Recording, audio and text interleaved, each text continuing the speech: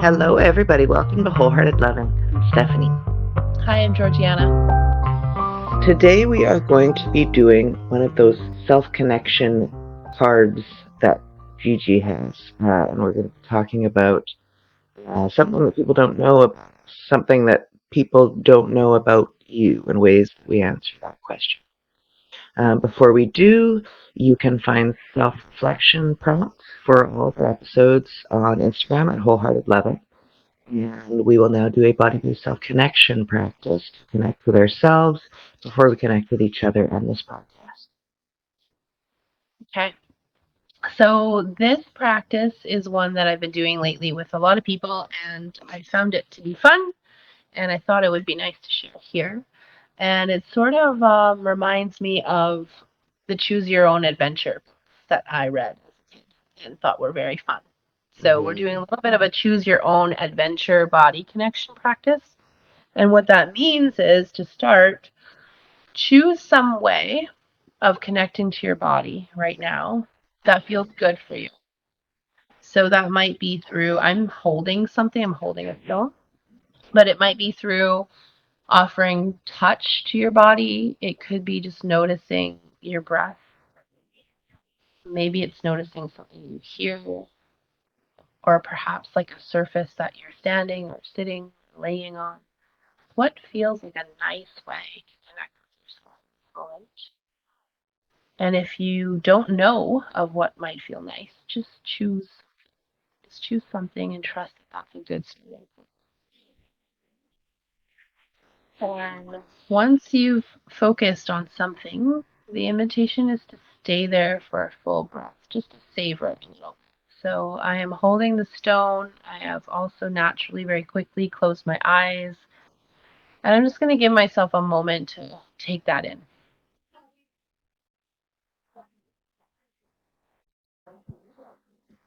As you've done that, we can check in and notice whether you want to stay there for an extra breath or whether it's time to change it up.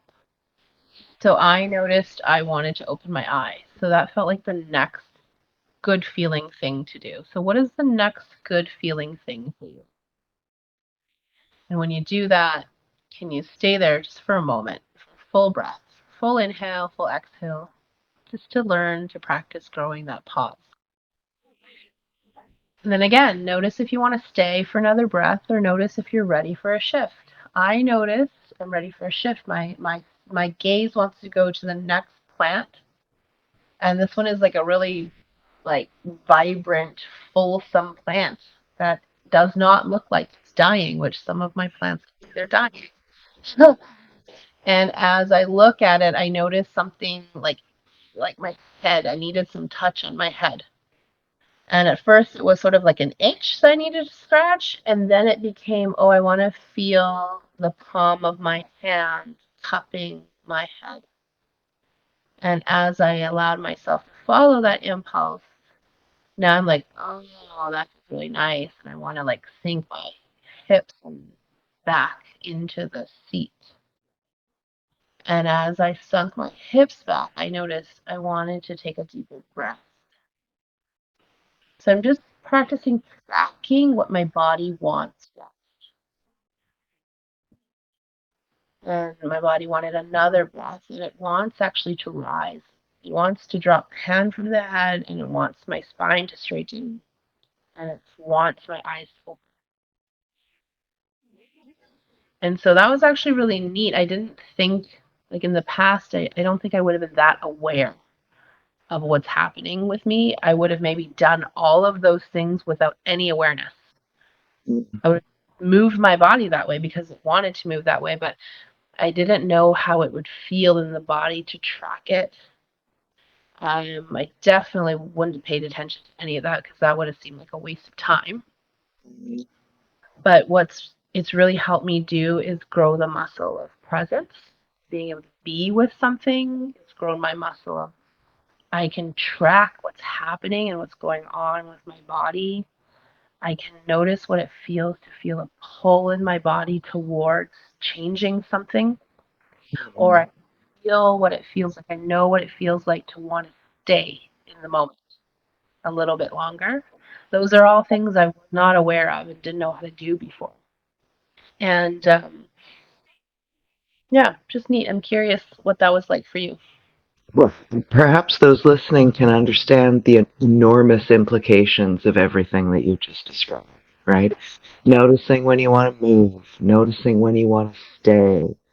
Um, what these are, in effect, are body-based meditations. And if any of you have meditated, you know the power of bringing intention to noticing your thoughts and slowing those thoughts down and being with what comes up, being with your breath, and the room that that makes for spirit and for downloads. And you start, receiving information is really the only way to describe it. The path becomes clear. Your next steps reveal themselves. Everything like clears up.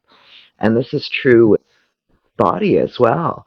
Um, and body-based meditations, which you could think of this as. It's neat because we just moved over to Kajabi to record this from Riverside. We had some technical things, and so we went through this already, and now we're going through it again. When we went through it a minute ago, what felt true for me was I wanted to close my eyes, holding the front of my neck when we started this practice. And I was feeling my bum on the chair and my ankles on the ottoman. I was sitting cross-legged. And then I felt just a simple, tiny movement of my fingers up into my jaw, cradle my chin. And what was true was to open my eyes and to look at you, and then to tweak my back a little bit.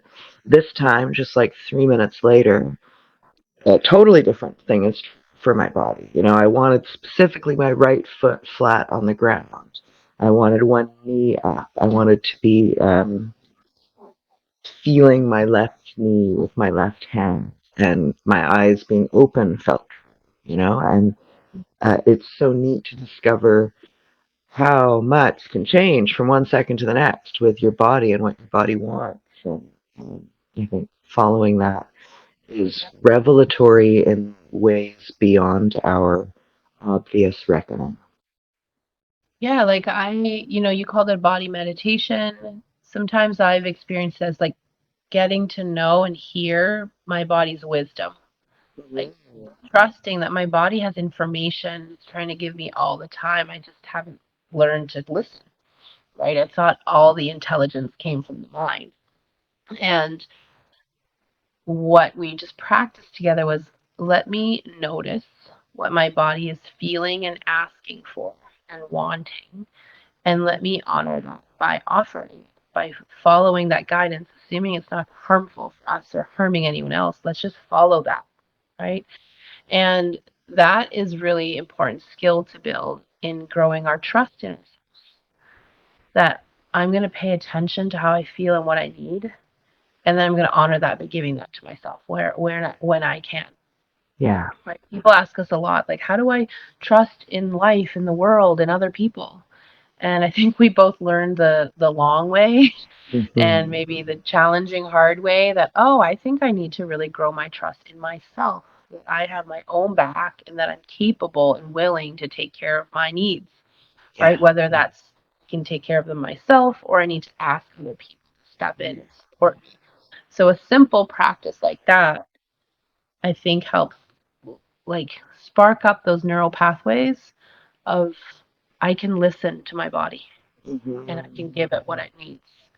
And I'm learning to track what's happening with my body moment to moment. Right? Someone said to me just in a session today, well, I'm worried, I'm scared, I'm going to be stuck and I'm going to waste 10 years of my life. I said, okay, that's a valid fear. I get that. And then, we have a good rapport and I feel like we can bring a little bit of humor and cheekiness into things. And I always ask permission, right? Is it okay to like say something a little cheeky, right? And she's like, yeah. And I said, if you don't want to waste 10 years of your life, then don't. Because 10 years takes a long time to pass. There's lots of opportunities to bring presence into the moment of, hmm, this is not working for me anymore. And this is not how I want to live my life. So it would probably be a good idea to change something up. And like, I know that maybe I don't know, maybe some people roll their eyes at that comment, but like what I really realized is if I'm willing to bring moment to moment presence into my life, I'm willing to notice how things feel in the moment. I'm willing to honor when it feels right to stay and when it feels right to go. Then it's not possible to stay stuck in the exact thing for 10 years. But Totally. I didn't know that before. I felt stuck for a long time. And that's what we're conditioned for, right? This is part of the great deconditioning. When we arrive on Earth in baby form, our body knows, right? We're responding to natural cues constantly. And it's this strange time where we have more connection to self and body and needs than we have allow ourselves as, older people. And it's a time where we can't meet our own needs. So everything that comes up for us, every cue that our body sends that we follow, sometimes it'll be met with welcome. Sometimes it won't be. And every time it's not, we learn, oh, that was the wrong move in some way. We begin to distrust ourselves because the responses we're getting from the people we need things from are not favorable. And we're not getting our needs met in those ways. So over the course of so many years, we just learn to ignore all those cues and we get so confused and tied up in knots and, feeling immobile for 10 years and worrying we're going to waste our life because we don't know how to trust the information our body's telling us because in the past it wasn't necessarily received. But now when we're in this position where we can technically meet our own needs, more or less, it's time to explore what our body is offering us in terms of information and learning how to maneuver in the world through that, to trust it. And it's a bit of a game of trial and error at first because we're like uncalibrated in the noticing of body and needs, and we're full of shoulds, and it's confusing. And when it gets so simple, it's like, oh, I want to move my hip by 10 degrees, or I want to open my eyes. Like, it sounds ridiculous when we say it. It's so impactful. Everybody, I want you to do this. Yeah, well, I was speaking to someone earlier today, actually, and she said, I realized that often, because I think I asked her a question like, what happened? Right? How did you end up in that situation? Not from like a shaming what happened, how did you end up here? But like, what actually happened? And she sat there and she said, you know what? Can we pin this and come back to this? Because I have noticed that often I don't know what happened and how I ended up in situations or how things ended up changing. I don't I'm not good at tracking what happened. And so this is a great practice to track what happened, track what's going on, right? Track that right now my glasses feel like they need to be moved. Track that I want to turn my head and look at you. Track that I want to lean back a little bit. Like these are really subtle things. But if you get good at tracking the subtle, there's going to be other things that you're going to be able to track that are way more obvious, right? And then oh, I got to this place because I wanted this and I made that choice and then I did that and then we ended up here, right? And then the trial and error you talk about, I talk about trial and data, right? Try something and it's going to give you information. That's why in this practice, in the beginning, I said, if you don't know what feels good, sometimes we know what would feel good right away. And sometimes we don't know. And it's helpful then just start somewhere. Start somewhere because your body's going to give you information. It's either going to say, I like this, this feels good. I don't like it, it doesn't feel good, or I'm indifferent. Could go either way. And all of that is good information. And once you have that information, you get to choose what's Amazing. yeah. Okay. Magic. You have got self-growth card. Is this Yeah. from a package of cards with a name? This is from a package of cards with a name. I don't have it in front of me. We can always post it up. Whatever you call the thing. The words will go with the podcast.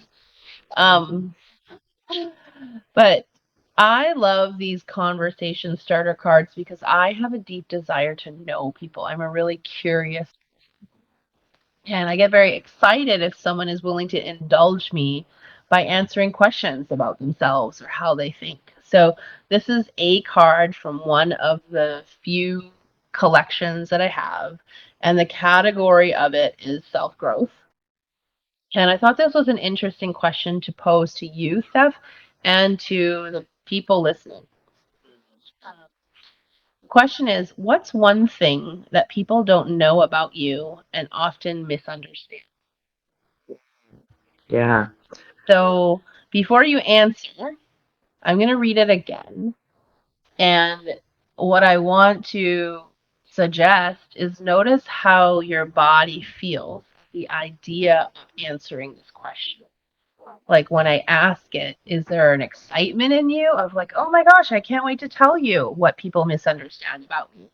I would love to have you understand me better. Or is there a part of you that's like, God, no, I don't want to answer that question. I don't even want to think about that, right? Mm. What happens? So the question again is, what's one thing that people don't know about you and often misunderstand? Yeah. So, want to answer? Do you want me to answer first? Yeah, I'll answer. And, it's neat because my answer has shifted a little bit since, what, now 10 minutes ago when we started this and you posed this question to me. Um, because I think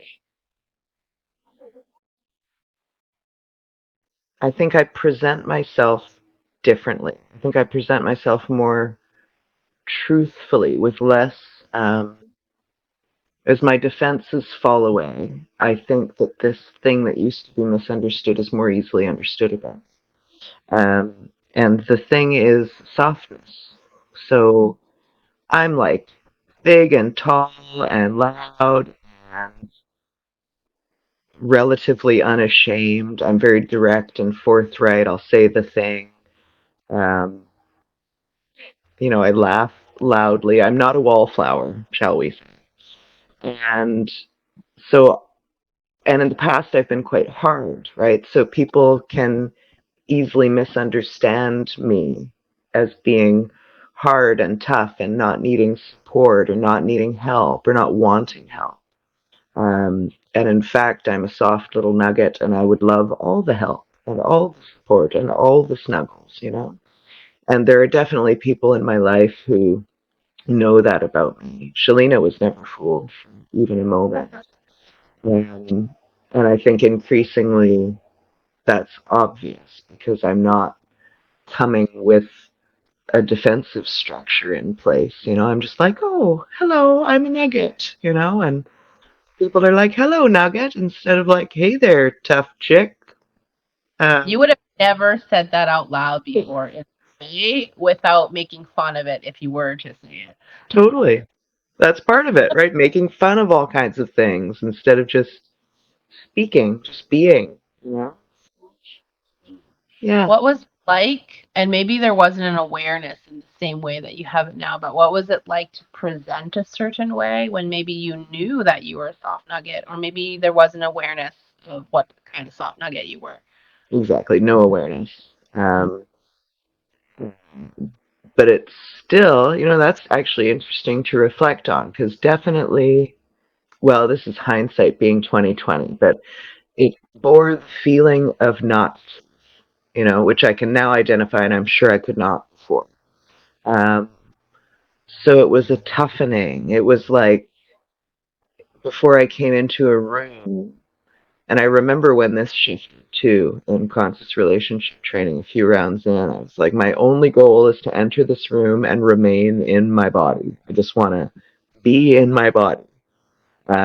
And it used to be that I'd want to show up and be like cool or be interpreted in some way. Like being tough was a compliment. Um, and now that just makes me feel a little bit sad. Like I was living in a world that required me to be tough.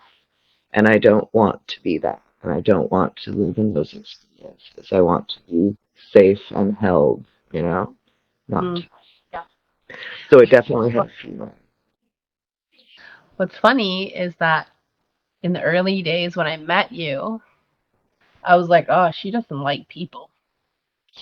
And like it's like the furthest thing from the truth. I feel like over the years I've seen you like you love people and you have a deep curiosity about people. And we'll go out places and like you I will notice you have more energy and desire to connect with people than I do.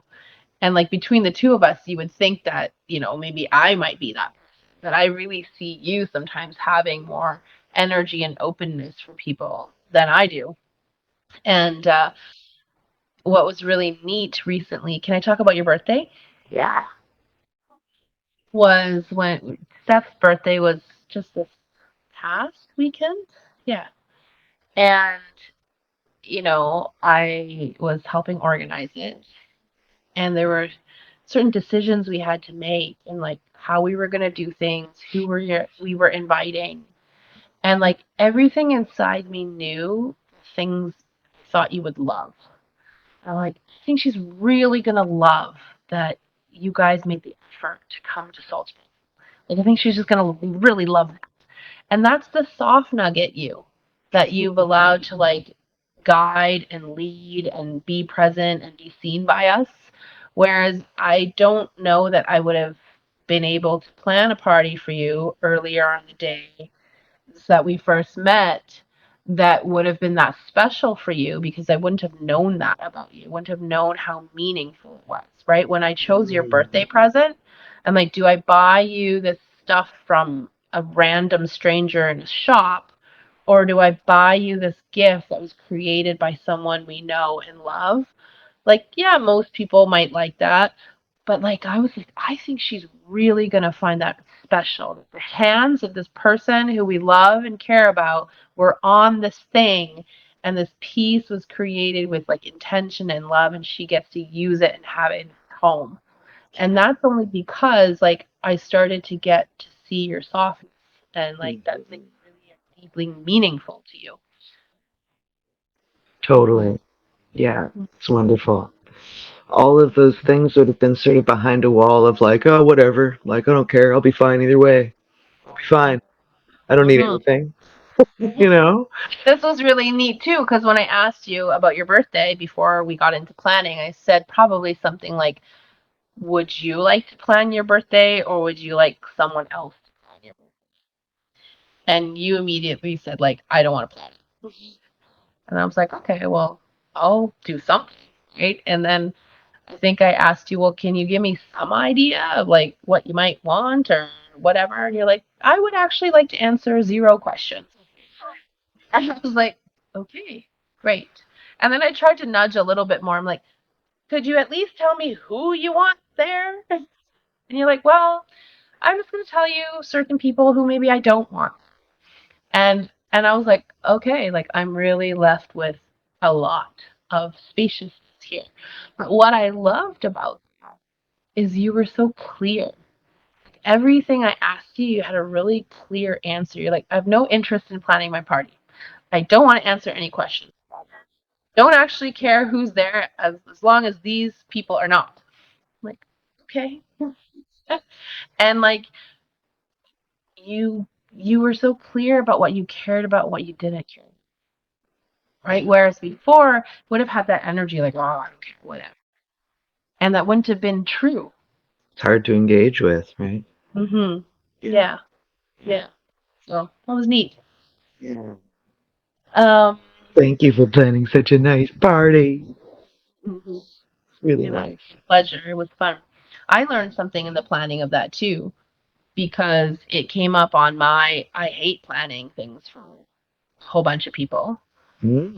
I love planning things for me and one person. It feels manageable to me.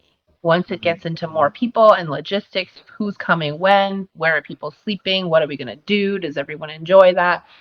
Like, it feels like so many things for me to consider that I don't enjoy it as much.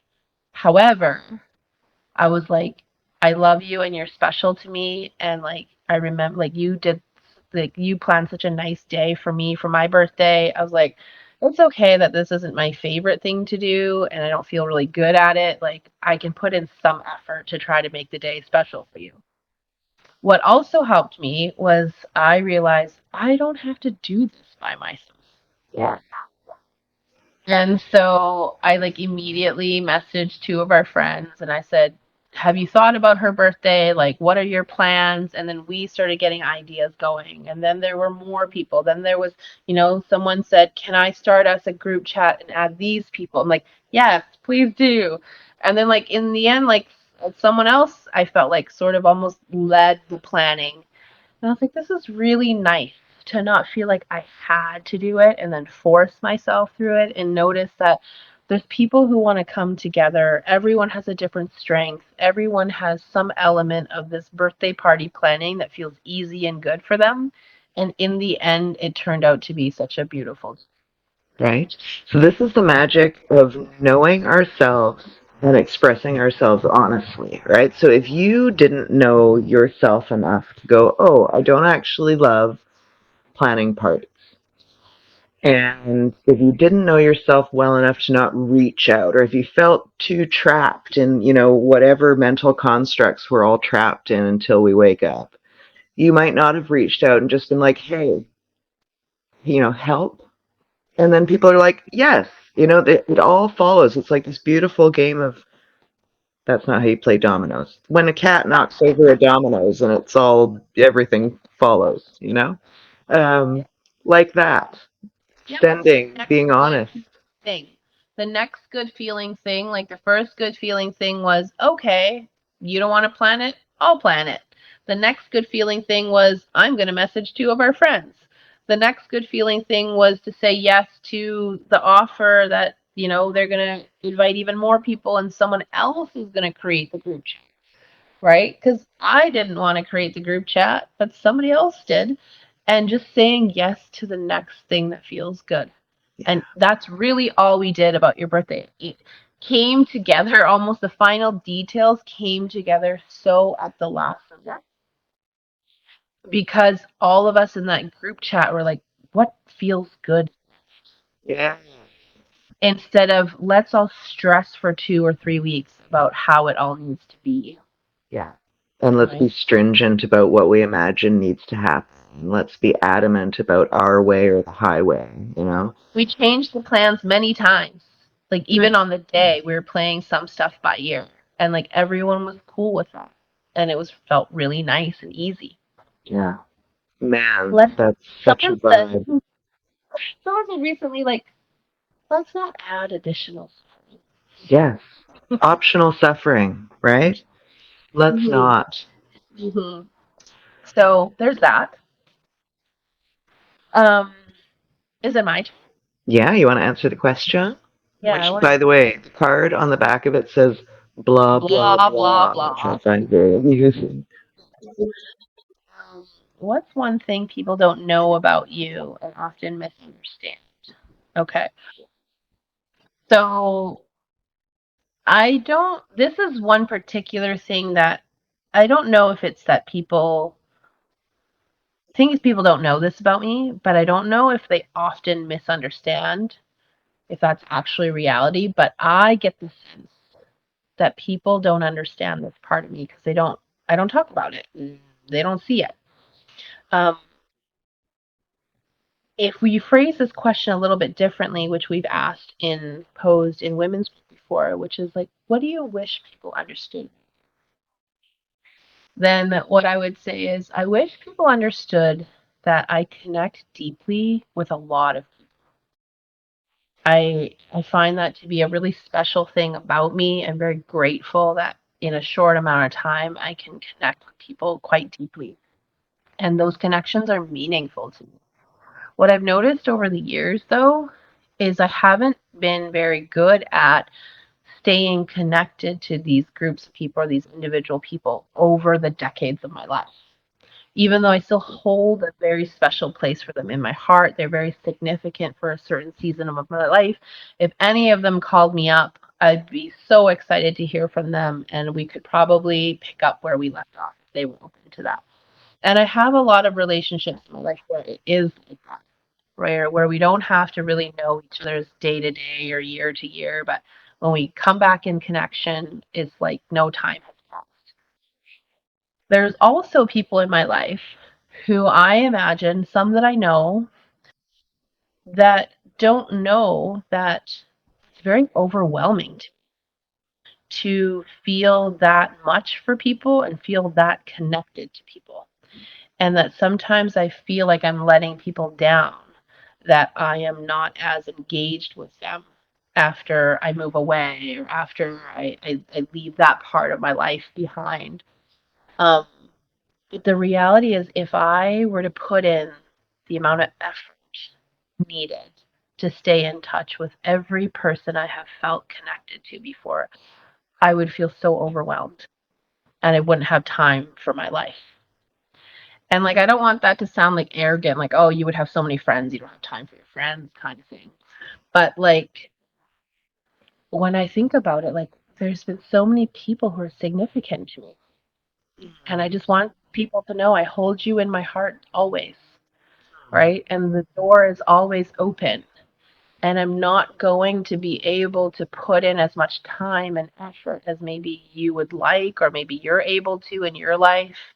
Um, and it doesn't mean there's less love and appreciation, or that our connection is not significant. And so that's what I would want people to know, that if you don't hear from me, it has nothing to do with how much I value you and cherish you and how much you mean to me. And I've had people tell me, like, oh, I thought you didn't care about me anymore.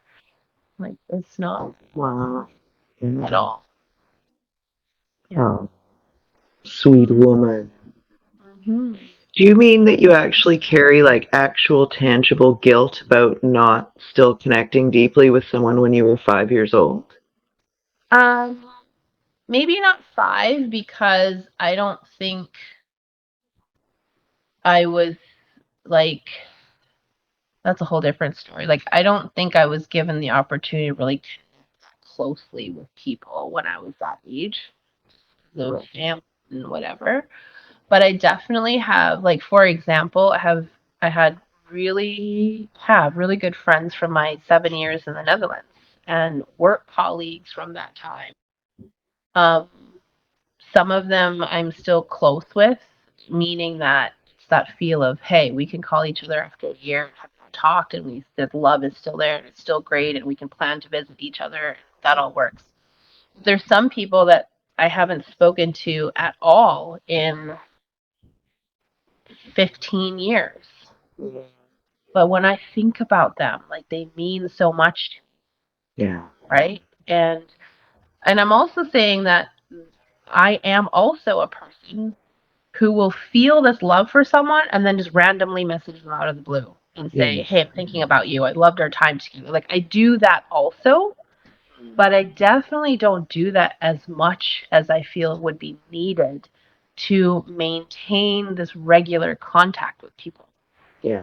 But I just find like that would be humanly impossible for me. And like, I'm a sensitive nugget too. And like, I'm really affected by energy. And I've really learned not to like push myself.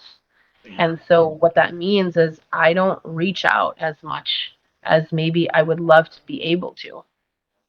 Right. So like, I think about my boss, my first boss at my first real job. And I'm like, oh, she was really great. And in the, how many decades has it been? At least 2. I have reached out at least once to tell her, like, I really appreciated you. Like, you're significant in my life. But, like, I feel like this person's so special in my life. I should tell them more often than just once after my job when I'm 19 or 20. Um, and, like, how would I do that with everybody I feel something for? And, like, that's something I think when I talk to friends and other people, they're like, I feel that way for 5 people in my life.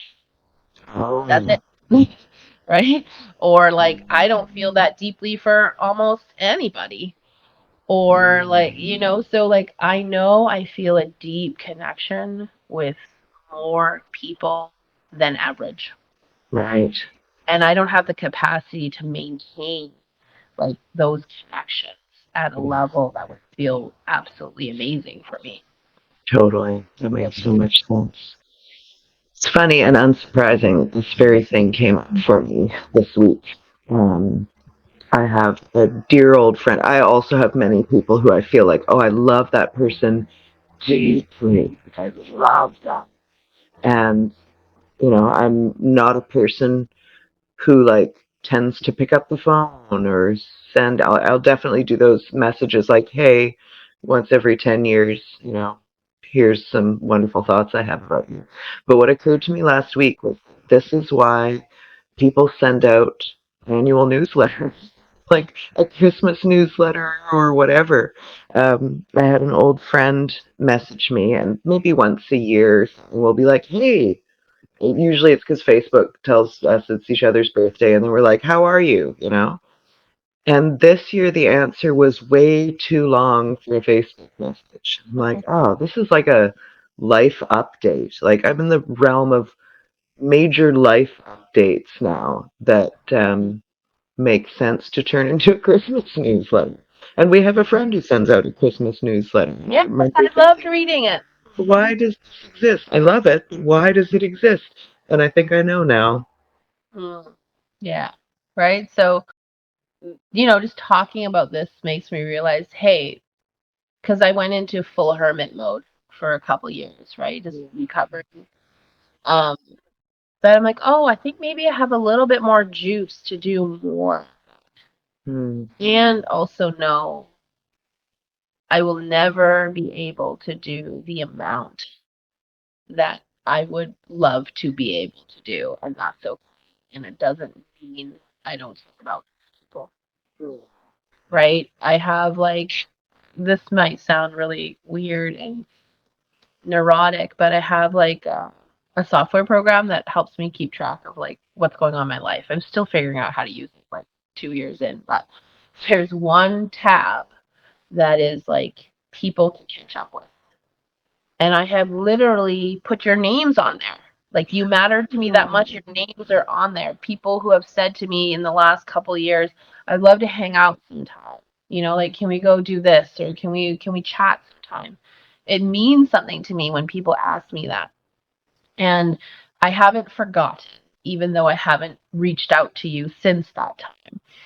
But since that time, like I really needed healing time. I needed quiet time. I needed time alone. I needed time with just a really small circle of people.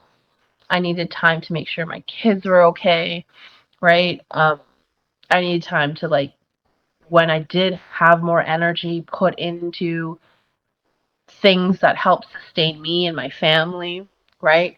Like it wasn't yet time. I didn't have the extra capacity to be adding in all types of social engagements beyond sort of baseline of what I needed to like feel uplifted to do life. But your name is on my list. Yeah. And the desire and the intention to like get in touch with you. And as I'm speaking about this now, I'm like, oh, I feel maybe like the juice, a little bit more juice to go do that. Maybe it's not like my old self would have pushed myself to do them like back to back to back. And like I'd be caught up in a month. And my new self is like, how about once a month, right? I go meet up with one of those people. And it's okay if it takes me a long, long time. Yeah. And you can send love. Like, love energy is a real thing. You can send somebody love without being there with, send love to a third person. We're just contributing more energetically to the quantity of love feelings that exist on the planet. Yeah. And that has value. Definitely sent love.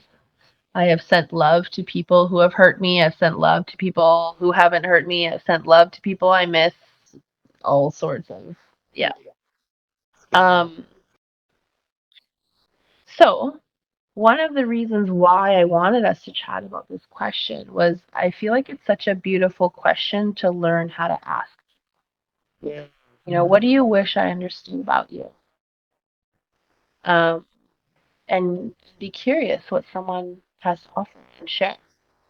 And notice like if are you willing if someone were to ask you, What do you wish I understood about you? What do you wish people understood? What do you wish your parents understood about you? What do you wish your partner understood about you?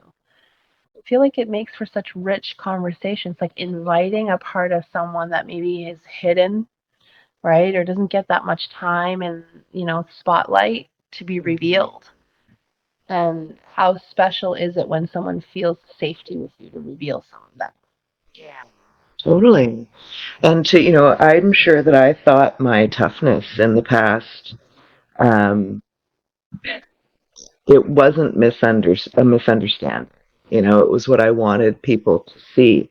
But I think if I had been posed this question, it would have clarified that for me in some ways, you know?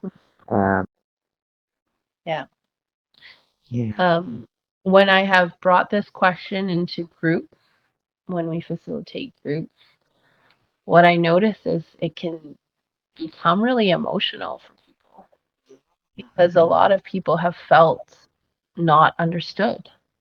And a lot of people have felt that, like you, they had to put up armor and to pretend to be someone rather than show their true self.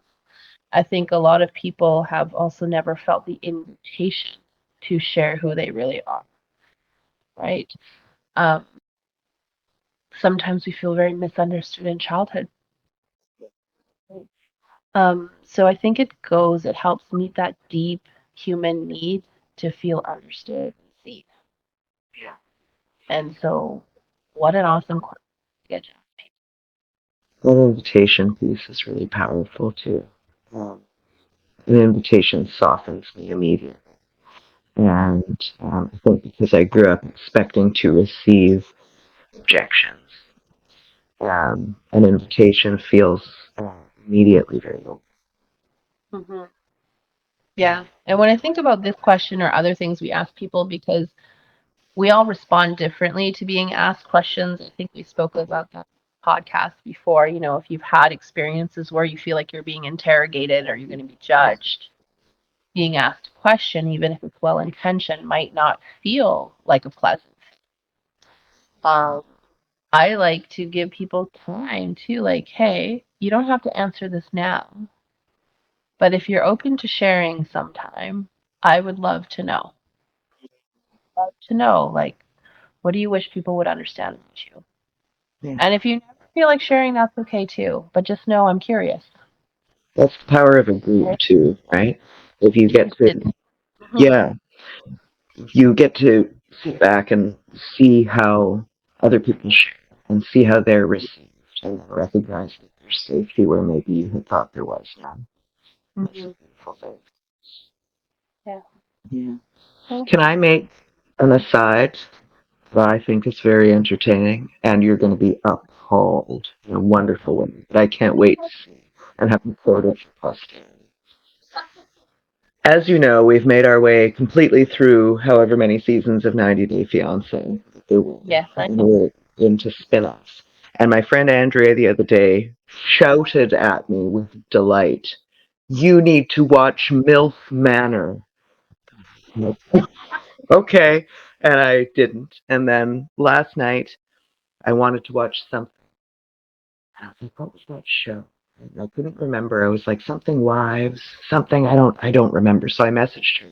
She couldn't remember either. And then I reminded her of the context, and then she screamed, MILF Manor! So I immediately started watching. Gigi Bediman. This is a reality show of a bunch of MILFs who are, let's say there's 10, I don't know how many there are, something like 10. They're ranging from, I think, 43 to 50, maybe, years old.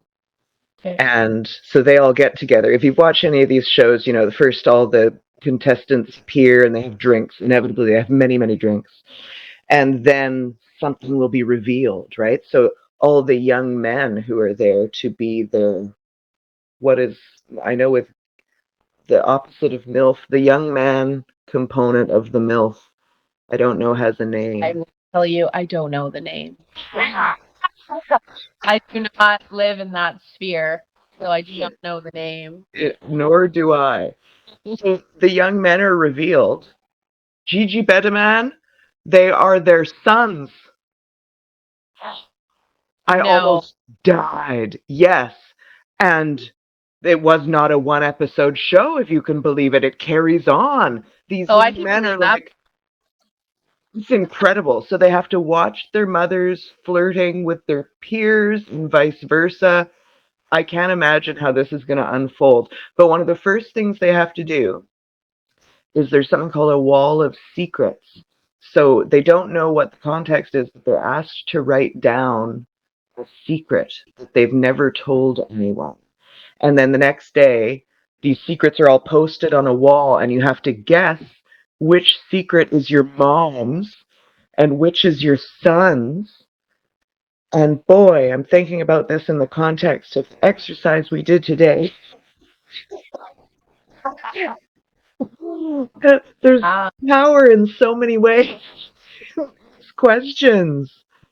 I just had this awful thought of like, I would not want to experience this with my boys. Oh, no. I was thinking of you as the show began. Can you imagine? No, I No. cannot imagine.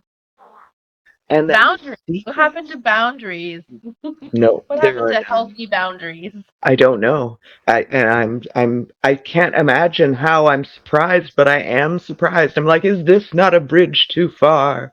And I'm completely gonna watch the entire. I can't wait. This is also what I love about you because you can watch and read and understand the most like technical of things, the most like woo woo I'm gonna call of things that I cannot wrap my brain around. And you are so intelligent. And you love these shows and I love it. And I love that you own it. Like often, maybe not often, but sometimes I think, I wonder if Steph is watching 90 Day Fiance. And then I'm like, he does that. She spends many hours doing that. And then I think about such a nice connection thing that you and Andrea do. And like there's delight in there. And like you bring presence to it in that you are mortified by it, you reflect on it, you share about it, you like take out whatever lessons you take from it. And I'm like, I like a multifaceted person, and you have really been someone who's shown me that we can be multifaceted, Yeah. right? That contrast can exist and can be good, Yeah. and that we don't have to just be one way. Yeah. And I think we got to experience. Maybe this is a nice way to close off. Is we were just at Shay and Ben's, and I love being there. Like, I mean, it just has a beautiful energy being there. But something I really love is you get to see all these parts of them. And like, there's just such silliness. Who was the DJ we were listening to? DJ Raffi? Wheels on the bus. Yeah. And you can just see like this wild, silly side. You can see that in their daughter, like how she feels free to express and move.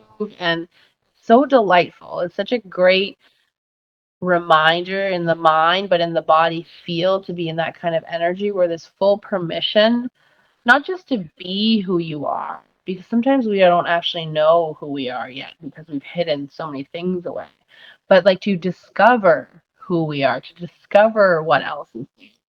Yeah. And I don't know, it's just a neat thing to get to experience. I hope you all put yourself in positions where you get to be around that kind of energy more, where there's an invitation and permission to explore all your sides and maybe all your contrasting sides and all the sides you thought you're meant to hide away. There's something Yeah. really sweet about being in that kind of energy with people. I hope people get that from this podcast Mm-hmm. as well. Yeah. Do you have a closing practice in mind? Just this one. Fish Fish face. mouth. So I like fish face because it feels like I hold tension in my face. And my face and the muscles get a little bit of stretch. I also like it when I'm just watching Stephanie pat her fish face. It's cute. I also like it because it's making this silly face that old self would have said, "Don't do that. That's unprofessional. Looks horrible. Looks silly. You can't show that side of yourself." Right? So I like things that challenge old beliefs. Yeah. It's like instant buckle fat removal as well, which they appreciate on MILF manner, by the way. Is this the look? Good. Oh, If you're not watching this, you have to watch. It's so good. oh, beautiful. Good. Yeah. So do something silly out in the world. I hope there are people listening to this podcast out in the world making fish faces at passersby, right? Amazing. I'm going to take on that challenge. I'm going to do that sometime this week. See what happens. I like it. That's one of my favorite things, connecting with people on the street over doing something weird. I remember some people walked by me downtown in Vancouver once and they were singing the beginning of the Sleep Country song, and I finished it off, and we were all just delighted, you know? Make a fish face at someone. Yeah. Why buy a mattress anywhere? Anywhere. We all like to know. We like to connect, you know? It's a beautiful thing. Is there anything else you want to say? No, just go out and have fun. Good. Okay. Well, then that's it for now. Please do like, follow, and subscribe. And if anything we've said here today is helpful for you, please share with some kids. And we'll see you next week. Bye.